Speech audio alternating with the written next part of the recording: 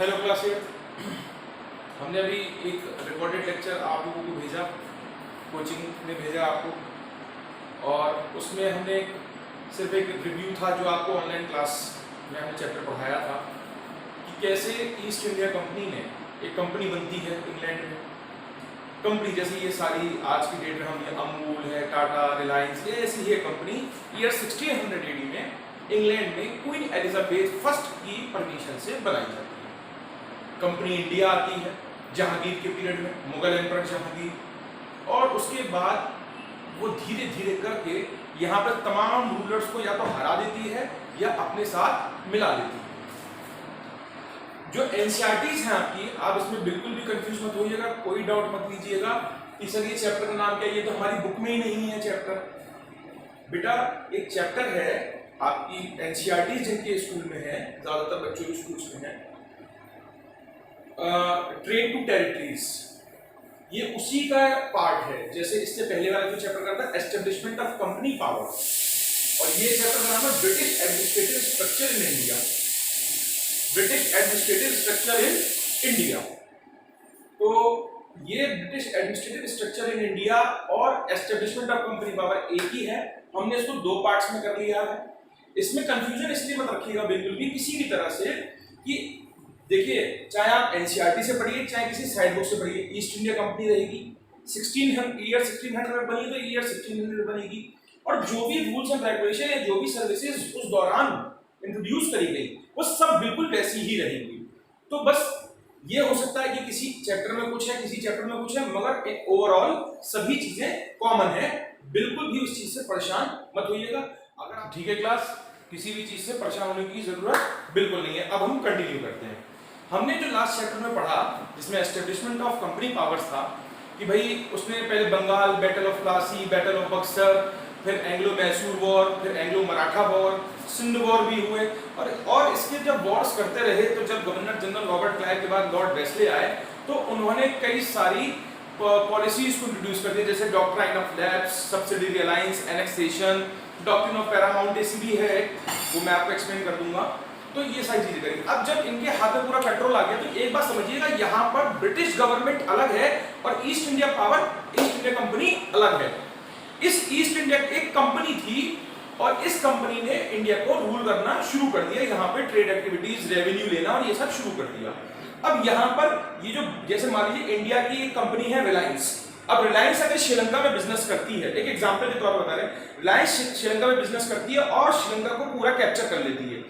अब रिलायंस के ऑफिशियल्स, जो रिलायंस कंपनी के जो बड़े बड़े इसके ऑफिशियल्स हैं, वो श्रीलंका को गवर्न करना शुरू कर दें मान लीजिए। तो इसी तरीके से British government, east India company ने इंडिया को गवर्न करना शुरू कर दिया। अब हुआ क्या कि ब्रिटिश गवर्नमेंट जो थी उसने अपना इंटरफेरेंस, जो देखिए बैटल ऑफ प्लासी क्यों शुरू हुई थी, क्योंकि ईस्ट इंडिया कंपनी ने पहले कंपनी के ट्रेड के लिए कहा कि हम टैक्स नहीं देंगे। तो जब कंपनी के लिए कोई सामान खरीदा जाता था तो टैक्स नहीं दिया जाएगा, मगर धीरे धीरे वो जो ऑफिशियल्स काम कर रहे थे कंपनी के लिए, वो स्वयं भी अपना बिजनेस शुरू कर दिया उन्होंने और उस पर भी वो चाहते थे। तो करप्शन बहुत ज्यादा फैलने लगा। उसी करप्शन को खत्म करने के लिए और एक सिस्टमैटिक स्ट्रक्चर को एस्टैब्लिश करने के लिए ये कई सारे, जैसे रेगुलेटिंग एक्ट 1773 आया, फिर पिट्स इंडिया एक्ट आया, द चार्टर ऑफ 1833 आया। तो ये क्या क्या है, इसको समझिएगा। इसकी नोट्स बनाने की कोई जरूरत नहीं है, इनको बहुत अच्छे से चैप्टर को पढ़िएगा, क्योंकि अब 8th क्लास के बाद आपको ना तो 9th में पढ़ने को मिलेंगे ना 10th में पढ़ने को मिलेंगे। और जो भी कॉम्पिटिटिव एग्जाम्स आप देंगे, जैसे एनटीएससी देंगे आप, तो उसमें ये सभी चीजें पूछी जाती हैं। ठीक है, तो देखिए रेगुलेटिंग एक्ट क्या था 70। ये रेगुलेटिंग एक्ट का मतलब है कि जैसे कोई कानून बनाया जाता है, जैसे हमारे देश में आज के डेट में कानून है, ठीक उसी तरीके से ये कानून बनाए गए। किसके द्वारा बनाए गए? ब्रिटिश पार्लियामेंट, ब्रिटिश गवर्नमेंट की तरफ से बनाए गए। जैसे सबसे पहले क्या करा गया इस रेगुलेटिंग एक्ट में कि appointment of governor general at Calcutta. क्या था देखिए इधर, ये हमारा इंडिया है, नीचे पेनिनसुलर पार्ट इंडिया का, यहां है कलकत्ता, ये है मद्रास और ये है बॉम्बे। कलकत्ता, मद्रास और बॉम्बे। तो कलकत्ता को ब्रिटिशर्स ने अपनी कैपिटल बनाया, ठीक है, अपनी कैपिटल बनाया, और ये 3 प्रेसिडेंसीज कही जाती थी, 3 प्रेसिडेंसी। तो सबसे पहले उन्होंने क्या कहा कि यहाँ पे तीनों प्रेसिडेंसीज पे गवर्नर हुआ करते थे। फिर इन्होंने रेगुलेटिंग एक्ट 1773 के अकॉर्डिंग क्या करा कि कलकत्ता के गवर्नर को गवर्नर जनरल बना दिया, और ये बॉम्बे और मद्रास की प्रेसिडेंसी इस कलकत्ता के गवर्नर जनरल के अंडर में आ गई, और सुप्रीम कोर्ट को सेटअप करने के लिए था। तो पहली जो सबसे हाईएस्ट जुडिशियल कोर्ट सेटअप करी गई वो कलकत्ता में सेटअप करी गई इस एक्ट के दौरान, एक्ट 17 रेगुलेटिंग एक्ट 1773 के अकॉर्डिंग। उसके बाद कि ये कहा गया कि भाई बहुत सारा करप्शन होता था, तो इस एक्ट के अंडर में जितना भी कंपनी ट्रेड करेगी, जो भी व्यापार करेगी, उन सबके डॉक्यूमेंट्स की जांच ब्रिटिश गवर्नमेंट द्वारा करी जाएगी। तो ये रेगुलेटिंग एक्ट हो गया हमारा। इसके बाद आया 1784 में पिट्स इंडिया एक्ट। ये पिट्स इंडिया एक्ट क्या था? अकॉर्डिंग टू दिस एक्ट एक बोर्ड ऑफ कंट्रोल अपॉइंट करा जाएगा। किसे अपॉइंट करा जाएगा? Board of control. ये बोर्ड ऑफ कंट्रोल 6 मेंबर्स का था, ये इंग्लैंड में रहेगा, और इसका काम है कि जितना भी ईस्ट इंडिया कंपनी काम कर रही है उन सभी कामों को प्रॉपर्ली उनके डॉक्यूमेंट्स को वेरीफाई करना, जांच करना कि कहीं कोई करप्शन तो नहीं हो रहा है, इस तरह का काम था। एक बात यहां पे ध्यान रखिएगा, इंग्लैंड से, यूनाइटेड किंगडम से जो भी ट्रेड होगा वो सिर्फ एशियन कंट्रीज में, वो सिर्फ और सिर्फ अभी तक 1784 तक जो ट्रेड होगा वो सिर्फ और सिर्फ ईस्ट इंडिया कंपनी करेगी। कोई और ट्रेडिंग कंपनी या कोई और व्यापारी जाके ट्रेड नहीं कर सकता। अब उसके बाद आया charter of 1813 and charter of 1833। Charter यानी सरकारी कानून पारित करे गए। क्या था? सबसे पहले 1833 में जो भी व्यापार होता था, हर तरह की चीज का होता था, wheat, rice, tea, coffee, indigo, हर चीज, स्पाइसेस, हर चीज का होता था। तो सबसे पहले मोनोपोली का मतलब होता है कि सिर्फ एक अधिकारी, यानी बेचने वाला, व्यापार करने वाला एक व्यक्ति को, खरीदने वाले बहुत सारे होते हैं, इसको मोनोपोली कहते हैं। जैसे रेलवेज है हमारे इंडिया में, ये गवर्नमेंट ऑफ इंडिया की मोनोपोली है। किसी प्राइवेट कंपनी की रेलवे नहीं चलती है। जैसे एयरलाइंस है, एयरलाइंस प्राइवेट एयरलाइंस भी है और गवर्नमेंट की एयर इंडिया भी है, मगर रेलवे सिर्फ गवर्नमेंट ऑफ इंडिया की है। जो रेट वो तय करेगी, जो वो फेयर, जो किराया तय करेगी, वो देना होगा। तो सबसे पहले चार्टर ऑफ 1813 के अकॉर्डिंग टी यानी चाय को छोड़कर सभी चीजों पे व्यापार अब कोई भी व्यक्ति इंग्लैंड से कर सकता है। सिर्फ चाय को ईस्ट इंडिया कंपनी करेगी अकेले। अगर किसी को इंडिया से बिकने वाली, इंडिया से जाने वाली टी खरीदनी है तो उसे ईस्ट इंडिया कंपनी से ही खरीदनी होगी। बाकी सारी चीजों में उसको इंडिपेंडेंस सबको कर दिया गया। दूसरा क्या था? चार्टर ऑफ 1833 में गवर्नर जनरल को अब पूरा कंट्रोल दे दिया गया।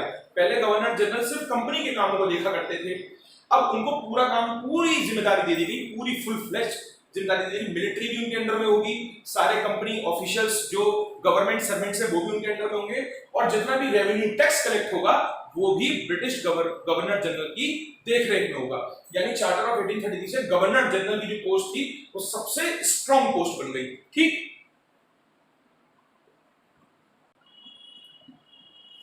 अब क्या होगा आगे कि भाई चार्टर ऑफ 1813 आगे 1833, अब गवर्नर जनरल को पूरा कंट्रोल दे दिया गया। अभी तक क्या था कि ये एक ऐसा सिस्टम इंट्रोड्यूस किया जा रहा था जिसको बहुत अच्छे से गवर्न करा जा सके इंडिया को, जिसके लिए सिविल सर्विसेज को इंट्रोड्यूस करा गया। ये सिविल सर्विसेज क्या थे? ये पूरे सिस्टम को चलाने के लिए जितने भी छोटे छोटे ऑफिशियल्स होते थे उनके ऊपर एक बड़े अधिकारी को अपॉइंट करने का एक सिस्टम था। ठीक है, इसको इंट्रोड्यूस किसने करा? This system was introduced by Lord Cornwallis. Lord Cornwallis ने इसको इंडिया में इंट्रोड्यूस किया, सिविल सर्विसेज, जिससे आज हमारे देश में IAS, IPS, ICS, IRS, IMS ये सारे लोग सेलेक्ट होते हैं। ठीक है, तो इसको करा गया। अब क्या था कि ये कैसे सिस्टम को इंट्रोड्यूस करा गया? एक डिस्ट्रिक्ट कलेक्टर, डिस्ट्रिक्ट मजिस्ट्रेट रखा जाता है, जिसको डीएम कहते हैं, डिस्ट्रिक्ट मजिस्ट्रेट, इसको कलेक्टर भी कहा जाता है। इन कलेक्टर्स का मेन काम हुआ करता था, कलेक्टर यानी रेवेन्यू कलेक्ट करना, जमीन के ऊपर से जो टैक्स जितने भी तरह के ब्रिटिशर्स ने, ईस्ट इंडिया कंपनी या ब्रिटिश गवर्नमेंट ने इंट्रोड्यूस करे हैं, उनको कलेक्ट करने की जिम्मेदारी कलेक्टर की हुआ करती थी। और लॉ एंड ऑर्डर यानी इस पूरी डिस्ट्रिक्ट में कहीं पर भी कानून व्यवस्था खराब ना हो, कोई भी दंगा फसाद ना हो, इसकी जिम्मेदारी कलेक्टर्स को दी गई थी, जो आज भी वैसी ही है। उसको कई और उसमें चीजें इंक्लूड कर दी गई, कुछ पुरानी चीजें हटा दी गई। तो सबसे पहले सिविल सर्विसेज यहाँ पर इंट्रोड्यूस करी गई। लॉर्ड कॉर्नवालिस का जो पीरियड था वो 1786 से लेकर 1792 तक था। उसके बाद चार्टर जैसे 1813 वाला आया, 1833 में आया कि पहले शुरुआत में इनका काम, ये सिर्फ ब्रिटिश ब्रिटिश ही हुआ करते थे, कोई इंडियन कलेक्टर नहीं अपॉइंट करा जाता था। मगर चार्टर और 1853 के अकॉर्डिंग ये कहा गया कि नया रूल आया ब्रिटिश गवर्नमेंट की तरफ से कि भाई इंडियंस को भी अलाउ करा जाए। ये क्यों करा गया ऐसा? क्योंकि ताकि इंडियंस मोर इफेक्टिवली, अच्छे तरीके से इंडियंस को गवर्न कर सकते हैं। और एक इसके पीछे ये ब्रिटिशर्स की सोच थी कि अगर ब्रिटिश किसी इंडियन को गवर्न करेंगे तो उससे बहुत ज्यादा अनरेस्ट फैलेगा, और इसी अनरेस्ट को खत्म करने के लिए इंडियंस को इंट्रोड्यूस करा गया। क्योंकि ब्रिटिशर्स ये चाहते थे कि वो इंडिया को बहुत लंबे समय तक रूल करें, और कई लोगों का ये मानना था कि हम इंडिया को तभी अच्छे से रूल कर सकते हैं जब इंडिया को इंडियन से ही गवर्न करवाया जाए। तो शुरुआत में ये एग्जाम जो होता था ये लंदन में हुआ कर, इंग्लैंड हुआ करता था, ठीक है। तो बहुत कम लोग ऐसे हुआ करते थे जो जा पाते थे, जिसमें सबसे पहले जो इंडियन सिविल सर्वेंट थे इनका नाम था सत्येंद्र नाथ टैगोर, जो 1863 में सिलेक्ट हुए थे। अब इसके बाद जैसे सिविल सर्विसेज इंट्रोड्यूस कर दी गई, इससे इफेक्टिव एक रिकॉर्डेड सिस्टम बनने लगा, हर चीज का प्रॉपर ब्यौरा, हर चीज, हर पर्सन को एक पोस्ट बनाई गई, उसको कुछ पावर दी गई और उसके साथ उस पर कुछ रिस्पॉन्सिबिलिटी भी डाली गई, ठीक है। अब इंट्रोड्यूस होती है आर्मी। तो भाई ये सिविल सर्विसेज के बारे में हो गया। अब ब्रिटिशर्स के पास पहले से ही आर्मी थी, और आर्मी में ब्रिटिश इंडियन आर्मी में ज्यादातर जो सोल्जर्स थे वो इंडियंस थे, जिनको सिपाही हुआ करते थे, मगर ब्रिटिशर्स उनको प्रोनाउंस करते थे सिपॉय, सिपॉय उनको प्रोनाउंस किया जाता था। ब्रिटिश इंडियन आर्मी में ऑफिशियल्स जितने भी थे वो सारे के सारे ब्रिटिशर्स हुआ करते थे। किसी भी इंडियन को इस पोस्ट पर आने की अनुमति नहीं थी। इसी तरह से आर्मी तो लड़ने का बेसिक काम करा करती थी, शुरुआत में आर्मी थी, मगर जैसे जैसे ब्रिटिशर्स अपने सिस्टम को स्ट्रॉन्ग करते गए उनको जरूरत पड़ी पुलिस की। जिस तरह से सिविल सर्विसेज को लॉर्ड कॉर्नवालिस ने इंट्रोड्यूस किया था, बिल्कुल पुलिस को भी लॉर्ड कॉर्नवालिस ने ही इंट्रोड्यूस किया। जो कलेक्टर्स हुआ करते थे इनको और ज्यादा इफेक्टिव, मोर पावरफुल बनाने के लिए पुलिस को इंट्रोड्यूस करा गया।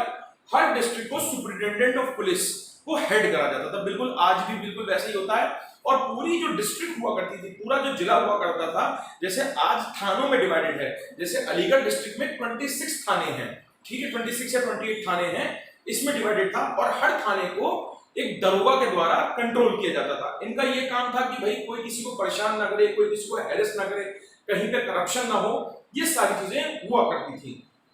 इसके बाद जुडिशरी इंट्रोड्यूस करी गई, जैसे कि मैंने आपको पहले बताया कि भाई कई सारे एक्ट के अकॉर्डिंग सुप्रीम कोर्ट को इंट्रोड्यूस किया गया। अब इसमें कैसे इंडिया के लिए लॉ बनाए गए।